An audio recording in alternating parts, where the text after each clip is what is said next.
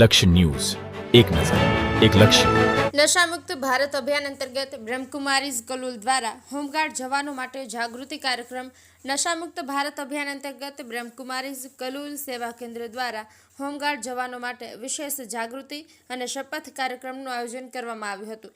કાર્યક્રમ દરમિયાન બ્રહ્મકુમારીઝ સંસ્થાના BK જિગ્નેશભાઈએ ઉપસ્થિત જવાનોને જીવનમાં નશામુક્તિના મહત્વ અંગે માર્ગદર્શન આપ્યું. તેમણે જણાવ્યું કે વ્યસન મુક્ત જીવન માટે આત્મબળ અને આધ્યાત્મિક શક્તિ જરૂરી છે, જે પરમાત્મા સાથેના સજીવ સંબંધથી પ્રાપ્ત થાય છે. આ પ્રસંગે જવાનોને નશામુક્ત માટે દ્રઢ પ્રતિજ્ઞા લેવડાવવામાં આવી. જવાનો ઉમંગ અને ઉત્સાહ સાથે બોલ્યા, હું દ્રઢ પ્રતિજ્ઞા લઉં છું કે મારું ભારત નશામુક્ત ભારત, મારું ગુજરાત નશામુક્ત ગુજરાત અને મારું કલોલ નશામુક્ત કલોલ બની રહે. કાર્યક્રમમાં સિનિયર અધિકારી PS યાદવ સાહેબ ઉપસ્થિત રહ્યા હતા. તેમણે બ્રહ્મકુમારીઝ સંસ્થાના યોગદાનની પ્રશંસા કરી અને હોમગાર્ડ જવાનોને સમાજમાં નશામુક્ત માટે સકારાત્મક ભૂમિકા ભજવવા પ્રેરિત કર્યા.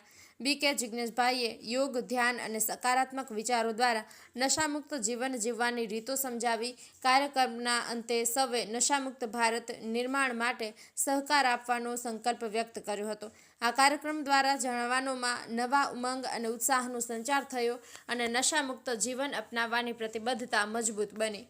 સંજય નાયક, લક્ષ્ય ન્યૂઝ.